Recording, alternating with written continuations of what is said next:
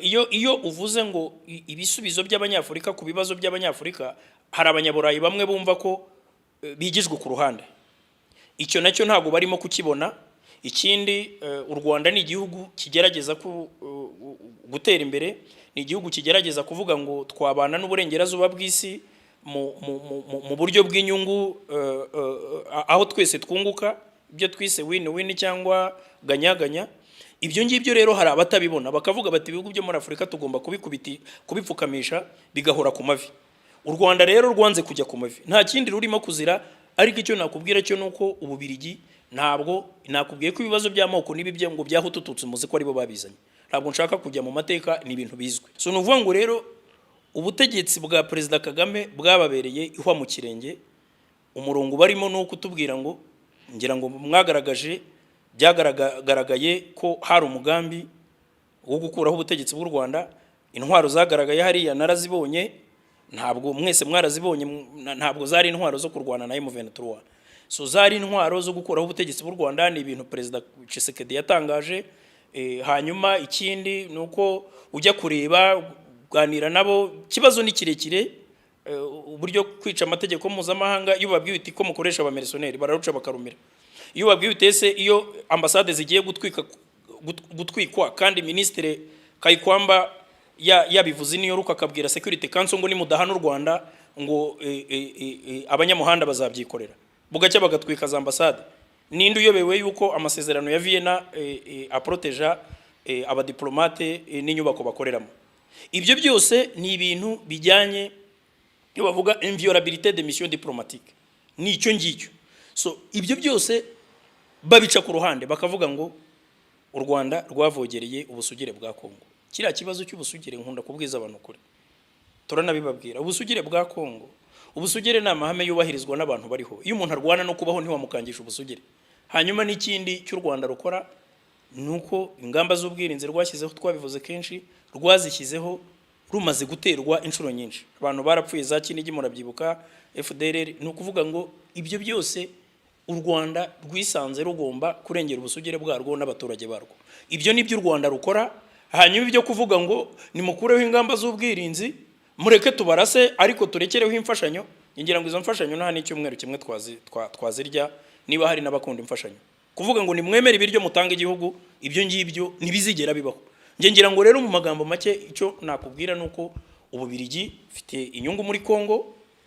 Ikintu kinababaje mu kurangiza numva nakubwira ni ikijyanye nuko kuba Ububirigi bufite amateka mu kibazo kiri muri aka karere, bwashoboraga gufata side cyangwa se position nk'ebyiri navuga. Iya mbere yari ukwicecekera, kavuga bati biriya bintu turi mu bantu babiyogoje, turi mu bantu bateje ibibazo, mureke duceceka. Icya kabiri bari kuvuga bati mwabavandimwe, ninjye wabakoronije, muri nk'abana banjye mwese ndabazi, mureke mbe mediator, mureke mbumvikanishe kuko icyo mupfa ndakizi, hari n'uruhare nakigizemo. Mu minsi rero ishize Ububirigi bwatangiye kugerageza gushaka uburyo bwakongera kwisubiza Kongo, bukayigira umufatanyabikorwa wayo. Ngira ngo ubushize uzi ko uruhare bagize mu kwica Patrice Lumumba, ejo bundi ngo bashubije y'iryinyo ngo kugira ngo babwire abakongomani ko intwari yabo yaharaniye ubwigenge rwose bayunamiye. Ejo bundi wumvise ko ngo mu bisigazwa bashubije ngo bashubije y'iryinyo. Ibyo byose birakwereka uburyo Ababirigi bashaka kumanipira Kongo. Perezida Tshisekedi ni umuntu wahabaye mu mateka ye, ari impunzi, abona ubwene igihugu bwaho, ubwo nawe ni umuturage wabo. So birumvikana rero ko bashobora kugira impamvu nyinshi zo gufata urwo ruhande, ariko ikiri imbere ni inyungu z'ubukungu, ni inyungu z'icyo bakura muri Kongo. Ku buryo rero nge ntekereza yuko icyo ni kimwe. Hanyuma ikindi, ntabwo nk'umunyapolitike nshobora kuvuga ibintu ntafitiye ibimenyetso cyangwa se bidashobora kuba corroboré na facts zihari. Icyo u Rwanda rufite ni ukuri n'imbaraga zo kwirengera. Ntabwo u Rwanda rutanga amafaranga, nta Rwanda nta briefcase, nta mavarisi y'amadolari rujyana mu Bubirigi, cyangwa se rujya guha abandi, cyangwa se nta birombe rufite rutanga. Mu magambo make birasa no kuvuga ngo u Rwanda ntacyo ruduha, kandi mu Rwanda hari ubutegetsi, hari regime itumvira. Iyo regime itumvira, iyo regime ahubwo ishaka kuduteza abanyafurika ihamagarira abanyafurika kujya muri win-win, kujya muri partnership. Nge ngira ngo twese twungukiramo. Bo bamenyereye partnership gagnant perdant, bamenyereye za relation gagnant perdant, ibyo bita winner and loser. Iyo niyo bamenyereye. Iyo rero ntago bayishaka. N'ikimenyemenye nakubwira cyuko bari abantu barimo gukurikira buhumyi ibibera muri Kongo, cyangwa barimo kwiroha mu bintu batazi, bagafata ibihano n'ibyemezo bidafite aho bihuriye no kuri ground. Nuko abanyafurika bazi iki kibazo. Ndakumenyesha ko nta gihugu na kimwe cya Afrika cyari cyafatira u Rwanda ibihano. Meme na South Africa yari yaje muri iriya coalition za ambassade yacu iracyahari cyakora ibihano, ntibakabyumve mu rwego rw'imfashanyo z'amafaranga no kugirana umubano ushingiye kuri za ambassade. Iyi igihugu kivuze ngo cyafashe, gira ngo abantu bagiye badefira. Ambassadeur Businge yarahamagawe, Sweden ambassadeur wacu baramuhamagaye, abantu bose baduhagarariye ngira ngo wagiye wumva mu Budage byarabaye, bagiye bahamagarwa bajya kubazwa ibyo bita gusamoninga aba diplomate muri diplomasi biba bivuze ikintu kinini. Ibyo ntaho byigeze biba mu bihugu bya Afrika. Nta gihugu cya Afrika nibura cyavuze ngo dufunza ambassade, nubwo ntacyo twabahaga cy'imfashanyo kubera ko wenda turi ku rwego rumwe, ariko ducanye umubano. Ni ukuvuga ngo abanyafurika ikibazo kiri hariya barakizi, baragerageza kugikemura, ahubwo mu burengerazuba bw'isi bakaza kubavangira kugira ngo ikibazo kidakemuka. Kariya kajagari rero barashaka ko gatinda kubera ko ariko bungukiramo. Urugero narangirizaho ni ukubona Perezida Lorenzo avuga ngo yahamagaje ibiganiro hagati ya M23 na leta ya Kongo. Reka twongere tubahe ikaze kandi tunabasuhuza aho muri hose abakunzi ba Ndi Umunyarwanda TV. Nk'uko musanzwe mubimenyereye, dusanzwe tubagezaho zimwe mu mbwirwaruhame zikomeye abanyapolitike bo mu Rwanda cyangwa se no mu karere k'ibiyaga bigari bagenda bavuga. Senateri Uwizeyimana Evode akaba ari impuguke, umuhanga mu mategeko mpuzamahanga, akaba ari na senateri muri leta y'u Rwanda. N'abatindiye rero reka mbagezeho amwe mu magambo yavuze akomeye agaragaza ubuhanga, cyane cyane yuko bavuga ko ari we wenyine mu Rwanda ushobora kuba wavuga amagambo nk'aya. Mukurikire aya magambo ndagaruka mu kanya. Ubwo azayireme ayizane, ipfa kubahiriza amategeko gusa. Ariko ntabwo ntekereza yuko Perezida Kagame ari ukwiye kwishyiriraho opposition, kandi n'ubundi opposition n'ubundi sinzi ngo opposition ni iki. Ntabwo wakwiyopoza no ku bintu ese uraza kwiyopoza ku biki? Uraza kwiyopoza ku uvuge ko mituweli nta kigenda, uraza uvuge ko nta mutekano uhari, uraza uvuge ko nta bikorwa remezo bihari ibyakozwe bijyanye n'ubushobozi buhari, uraza uvuge ko mu ikoranabuhanga twasigaye inyuma, uraza uvuge ko nta mutekano dufite, uraza uvuge iki? Ikibazo ngewe iyo ntekereza Perezida Kagame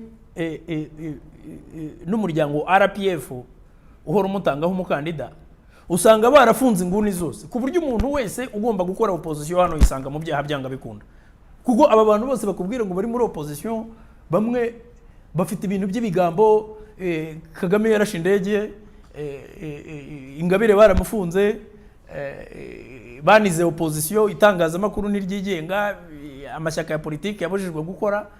Abantu amashyaka ya politike hari abakorera kuri internet ujya wumva baba hanze y'u Rwanda.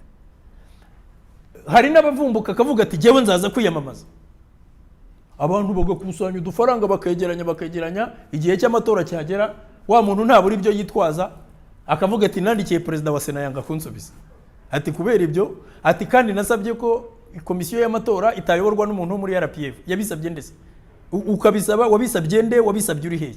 No kuvuga ngo rwose abantu bari bakwiye kujya bareka gutesha abantu umwanya, bakareka abanyarwanda bagakora ibyo bagomba gukora. Ikibazo okay, niba umukandida bashaka ari Paul Rusesabagina cyangwa Ingabire, nabonye hari n'abavuga ngo Diane Rwigara. Rwose abanyarwanda niba mubona u Rwanda rwayoborwa na Diane Rwigara, ko Diane Rwigara nawe hari igihe ngira ngo akunze no kuza. Kwanza hari ikintu bakwiye kuza, ngize n'umwanya, ngize n'amahirwe ndashaka kubivugaho. Hari ikintu kutaha abantu bakwiye kuzahindura hano mu bijyanye no kugena ibisabwa abakandida biyamamariza umwanya wa Perezida wa Repubulika. Ni ahantu hafunguye ku buryo n'umusazi mu gitondo avumbuka akavuga ngo agiye muri komisiyo y'igihugu y'amatora. Ukabona umuntu uvuze ko ashaka kuyobora abanyarwanda, kandi kanya akavuga ati nabonye itike nzana kuri komisiyo ariko sinza kubona aho nkura itike yo gutaha.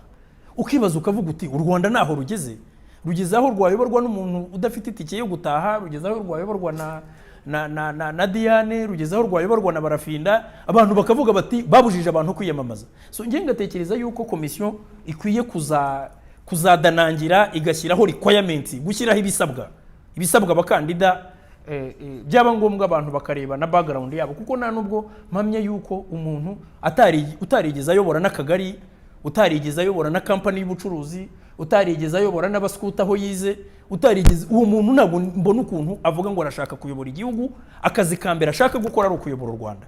Ngewe ntabwo nekereza u Rwanda urebye akarere rurimo n'ibibazo bihari ibyo rugomba gukora, kuko keretse niba umuntu avuga ngo opposition, sinzi rwose umuntu uzaza akaza gukora opposition akavuga ko kuvana abaturage mu bukene ari ikibazo, kuko hari porogaramu ziri hano ziteza abaturage imbere, ari nazo zituma abaturage bahaguruka bakajya gutora umukuru w'igihugu, ari nazo zagiye zituma bamwe barara amajoro bajya kuri za site zitora, abantu bakavuga ngo babajyana ku ngufu. Ntabwo nibaza ukuntu washorera 500,000 ntabwo wabijyana kuri site yitora ku mbaraga, ntabwo bishoboka. Mwagiye mujya muri za campagne electorale hirya no hino, rwose uretse ibintu byo kuvuga ubusa, jewe simbizi. Ari ikibazo kimwe kirajyana no kuvuga ngo Rusesabagina ni umuntu wahawe imbabazi n'umukuru w'igihugu hano. Rusesabagina yashinze umutwe witwa FRN wica abaturage hariya za Nyabimata. Ni ibintu habaye uburyo bwo gufatanya hagati y'inzego z'ubutabera, inzego z'u Rwanda ndetse n'iz'Ububirigi, baba nabo ba Ingabire. Hari za transaction zagiye zigaragara ahantu bagiye batanga bohereza imisanzu muri za FRN no muri za FDLR, za transaction za Western Union n'ibindi. Ntabwo ibimenyetso byose bihari byagaragaye mu manza z'aba bantu bombi, byaba ari mu rubanza rwa Ingabire cyangwa ibya Rusesabagina. Ntabwo ari ibimenyetso byavuye mu Rwanda, hari ibyavuye mu Buholandi, hari ibyavuye mu Bubiligi. So ngira ngo habaye ikintu cya judicial cooperation, hagenda ibyitwa za komisiyo rogatoire kujya gukora amaperereza, hagaragara ibimenyetso bya bindi byagaragazaga uruhare rw'aba bantu bombi mu guhungabanya umutekano w'u Rwanda. Aba bantu bombi rero ni abantu bakatiwe n'inkiko, nkurikije rero ko amategeko y'u Rwanda ameze, ntabwo bari eligible, ntabwo ari abantu bakwemererwa kwiyamamariza kuyobora igihugu, keretse bakuriweho ubusembwa n'inkiko. Kandi ngira ngo Ingabire we yaranabisabye, urukiko ntirwabimwemerera. Rusesabagina we yavuye hano ahawe imbabazi n'umukuru w'igihugu, ava mu Rwanda aragenda.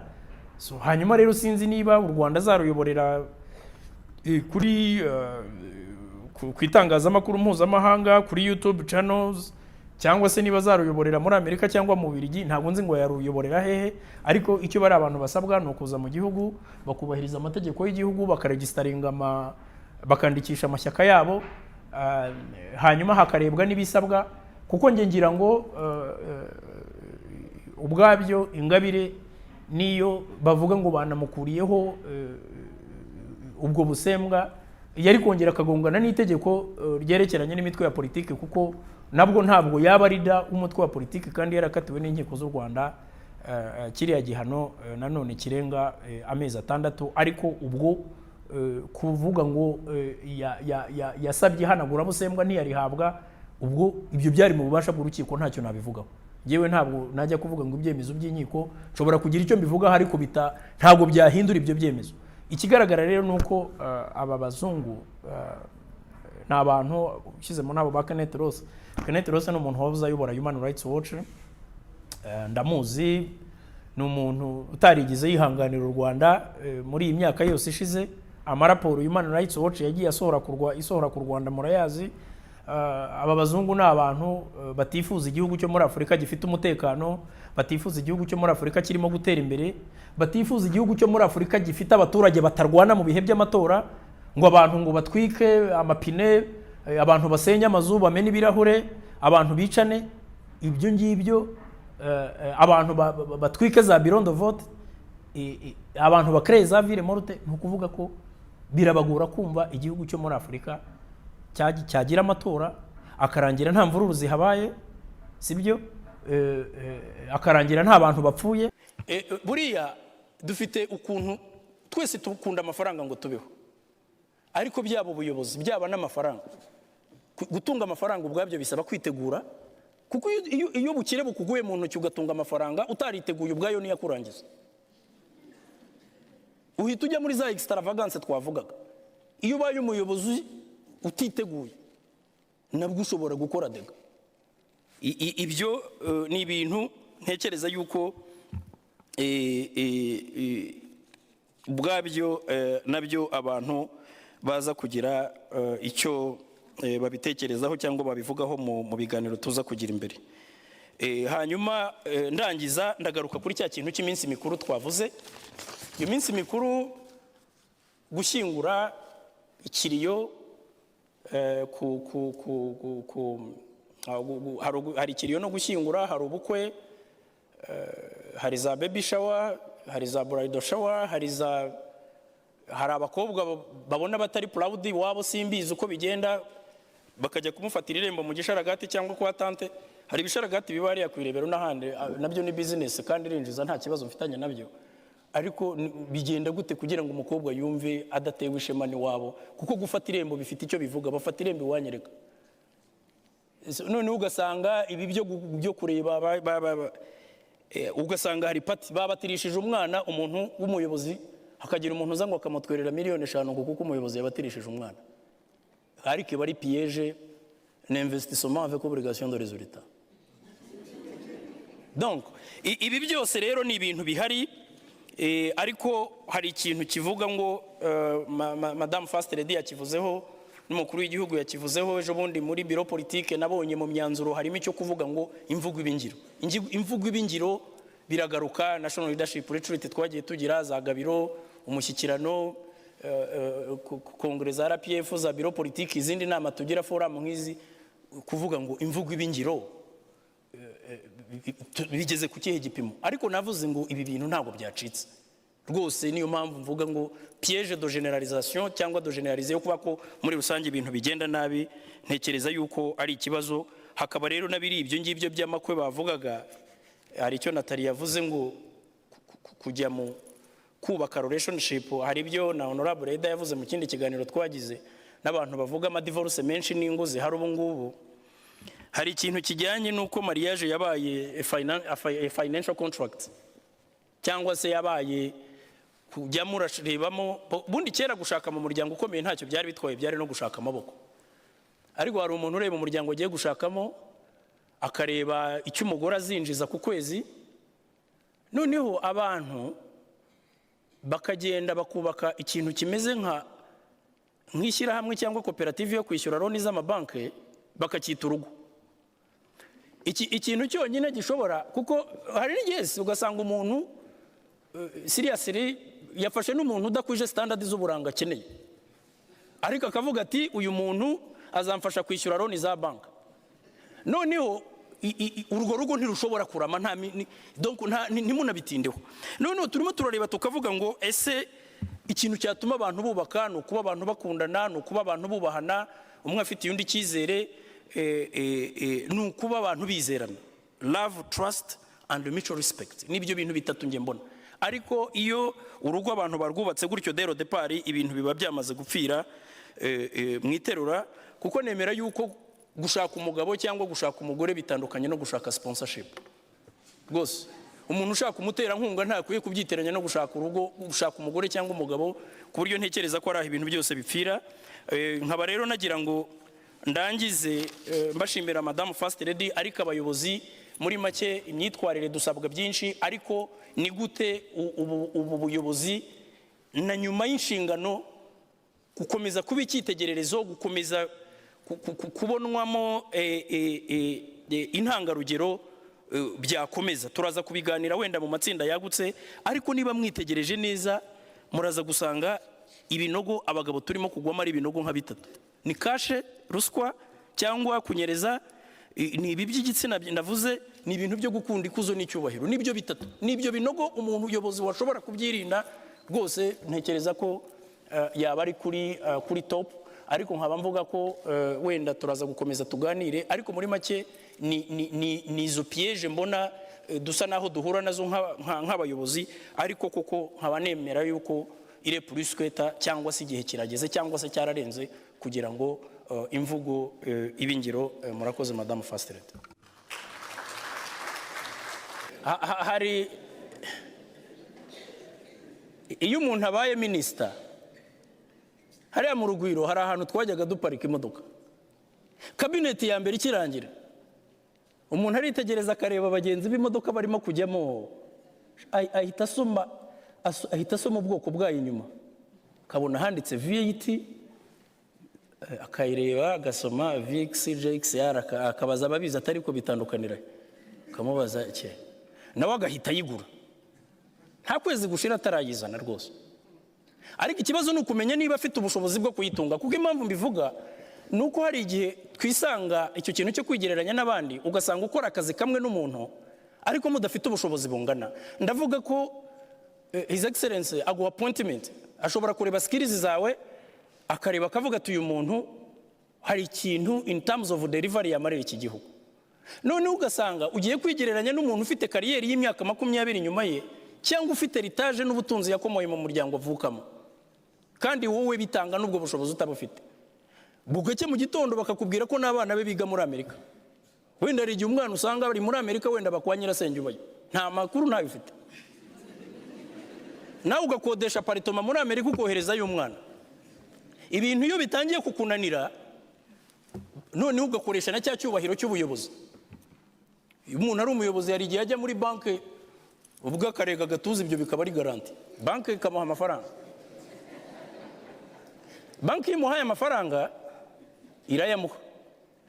Noneho ubwo iyo utangiye kurya amafaranga utarinjiza, uba urimo uragenda ujya mu isayo y'imyenda. Iyo rero umaze kwisanga mu isayo y'imyenda, nibyo bikujyana muri ya migirire na bya byaha bishobora kuzatuma ribu ikora ibyo bita visite do kurutuwazi wabo. So ibi ngibi ndatekereza ko nta bitindaho cyane, ariko abahanga mu gucunga amafaranga yabo bavuga ko uburyo bwiza bwo kubaho ari ukubaho munsi y'ubushobozi bwawe, kuko ibintu byo kurya buri faranga winjije, donc ukarya iryo winjije n'iryo utarinjiza. Hari umuyahudi wajyaga ambwira ngo abirabura iyo twinjije 10 turya 12, bo bakinjiza 10 bakarya rimwe bakabika 9. So ibyo ngibyo rero ntekereza yuko nabyo bidakwiye kuba ari imyitwarire ikwiye kuturanga, kuko ntekereza ko ari ikibazo. Ikindi cya kabiri nagira ngo mvugeho ni ikintu cyitwa ubudahemuka no kwirinda gutakarizwa icyizere. Ese indahiro abayobozi dukora tuyiha akahe gaciro? Nge ndeba ejo bundi turimo kuvugurura constitution, nibwo nanjye naje gufata ngo rika aya magambo avuga iki, ukajya ufata ijambo rimwe ukarisesengura, ukareba, ukarahirira kutazakoresha ububasha uhawe mu nyungu zawe bwite. Bikunda kubera hano muri twe, hari ababisiga ahangaha, kumwe baterura ya madarapo yarari aha, nabyo bakabijyanana n'idarapo umuntu akigenda. Hanyuma izi ndahiro zirateganywa mu mategeko, ryaba itegeko nshinga ngingo umuntu yazivuga 63, 102, 118 mushobora kuzireba, ziteganya ko abayobozi barahira mbere yo gutangira imirimo yabo, hanyuma bemerera abanyarwanda ko biyemeje kuzarangwa n'imico myiza, kubahiriza inshingano bahawe mu myanya y'imirimo barimo. Ni ukuvuga ko rero iyo umuntu atangiye gutakaza icyizere, biba ari ikibazo, kuko ejo bundi His Excellency muri biro politike ya RPF yavuze ikintu, yagarutse ku kintu cyitwa icyizere. Icyizere ni ikintu gikomeye, ntekereza yuko umuntu aba agomba kubaha indahiro yarahiye no kudatatira igihango yagiranye n'igihugu. Ikindi rero navugaho ni kiriya nahoze mvuga, icyitwa mu nzego zitandukanye, mu bikorera n'ahandi, hari icyo kintu ngo cyo guhoza abantu ku nkeke, ngo babasaba imibonano mpuzabitsina. Iki kintu muri survey yabaye mu bushakashatsi bwa TI, baravuga ngo 70 hejuru ku mibare, turebeye kuri za statistique, ngo 75 hejuru ya 75% by'abantu basaba akazi bahura n'icyo, bavuga ko bahura n'icyo kibazo. Wareba imibare mu nzego za leta, uhereye muri local government hari 37%, dukurikije statistique batanze. Muri private sector bo biravuze ubuhuha ni 57%. Waza muri za mu nzego zishingiye n'ibigo bishingiye kuri za minisiteri barazamuka bakerekana imibare naho ugasanga biri nko kuri 21%. Wajya muri za minisiteri ubwazo 19%. Ariko basanga zaka ziba reported cyangwa zimenyekana zikaba ari 9%. Impamvu umuntu yayibona nuko umuntu abayanga ko bimenyekana agaseba gutakaza umugabo we gutakaza akazi se, ariko ibingibi nanone je dois nuancer mon propos. Nta bantu bakwiye kuba bikika mu kiza ngo babe babeshyira abandi, kuko hari nk'umuyobozi twaganiriye arambwira ngo iyo ngeze muri bya bintu byitwa performance evaluation, muzi ko hari za evaluation ziba ku bakozi ba leta, aravuga ati hari abantu nitwararika kugira ngo batazagira inkororero ibibazo.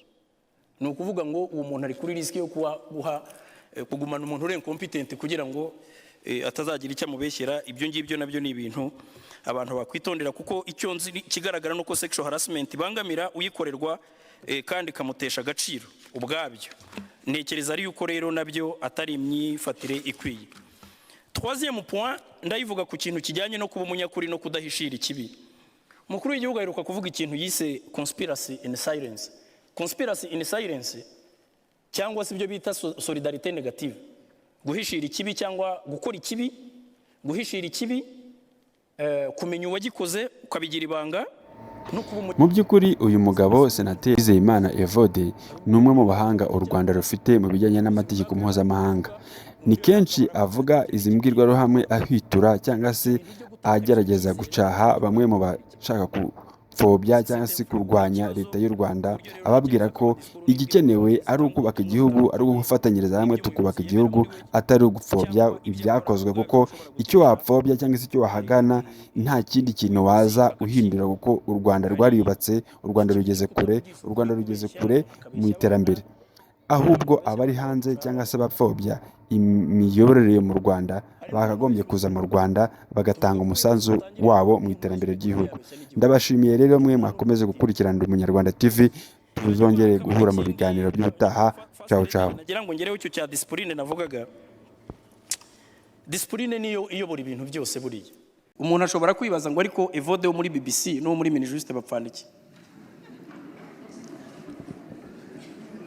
Ni ikibazo wenda wakwibaza. Perezida Kagame aza i Toronto muri Rwanda Day yavuze disikuru yatumye njya gushaka itike ya kare. Yaravuze ngo abahashye ubwenge, abafite amafaranga bahashye ubwenge mu buzane turabushaka, abahashye ubushobozi turabushaka, ariko bahashye imico mibi mu igumane hano. Bo nisanga mu bantu bahashye ubwenge nibazaga ko burimo gupfa ubusa, kuko hari abantu warebaga ibyo ukora. Je nkunda kwikorera evaluation, self evaluation, abango ariko muri imyaka 5 ngeze hehe kurwanya leta, eske ninjye nyine mfite timu rimwe ugasanga n'abantu barashaka kusobanura ibidashoboka n'amakosa abo bakoze niyo politiki utarayijyamo cyangwa utaranavuka bagashaka kubigushyira ku mutwe ngo ni wowe uzi gusobanura ibintu. Abantu basobanura ndi Umunyarwanda iyo bashaka kuidramatiza bamwe barayidenatura bakavuga ngo igamije ngo kwemeza abahuti ibyaha batakoze. Et pourtant ce n'est pas le cas. Ndi Umunyarwanda, jewe yaramfashije nk'umuntu, kandi niyo mpamvu mvuga ngo ngewe ndi igipimo cy'uko umuntu ashobora guhinduka, cyane cyane iyo ashobora kwiyevaluwa akareba ibyo akora avec ces méthodes, des méthodes qui se sont avérées inefficaces, bon akavuga ati ibi bintu mu bwenge mfite reka ndebe ko nagira icyo nubaka hamwe n'abandi.